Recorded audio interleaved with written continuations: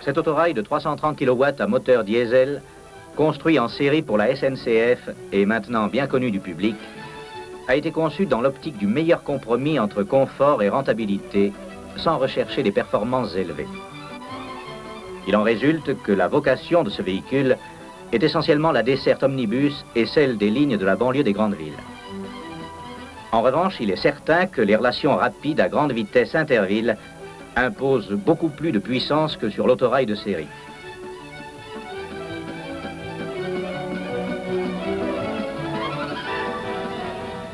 Cet élément automoteur expérimental à grande vitesse, résultant du mariage du véhicule de série avec une turbine à gaz, a permis, grâce à cette dernière, d'installer la puissance requise sans transformer pour autant la motrice en une locomotive pesante, incapable de remorquer très vite une charge utile intéressante.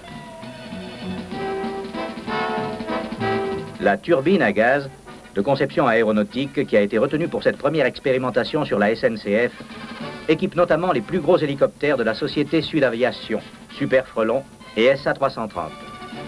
Il s'agit du moteur Turbo 3, construit par la société Turbomeca.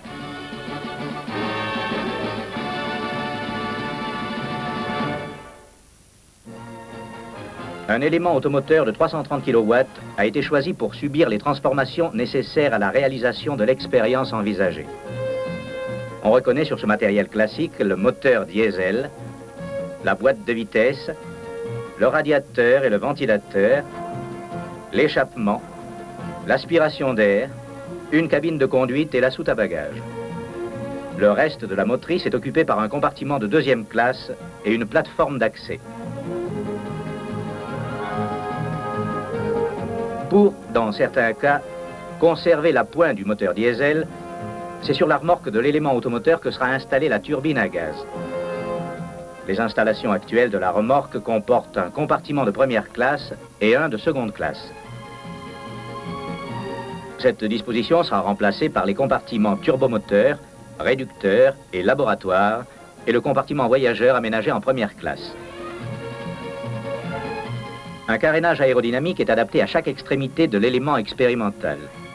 Aux bogies classiques se substituent d'autres d'une conception nouvelle. L'installation du turbomoteur a nécessité la mise en place d'éléments nouveaux. Le compartiment insonorisant, dans lequel prendra place le moteur, l'aspiration d'air pour la réfrigération, la boîte à filtre. Ensuite, les pièces maîtresses de l'engin, le turbomoteur, le dispositif d'échappement, le réducteur, les réservoirs à combustible. Enfin, un couloir de service permettant l'accès à la cabine de conduite, spécialement aménagée pour la commande du turbomoteur.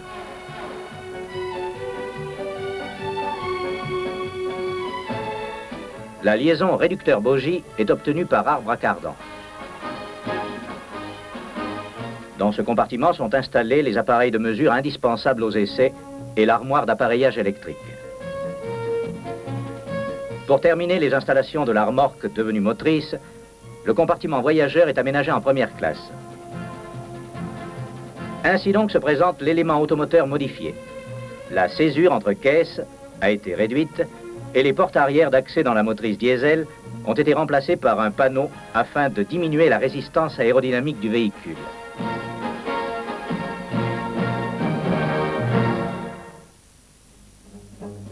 C'est aux ateliers SNCF du Mans, à partir d'octobre 1966, qu'est réalisée la transformation de l'élément automoteur.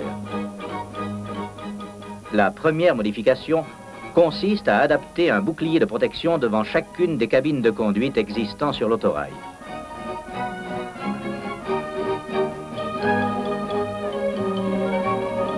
Deux carénages aérodynamiques, étudiés en soufflerie et réalisés en polyester stratifié par les ateliers SNCF de Sotteville-Puddicombe, sont placés aux extrémités de l'élément.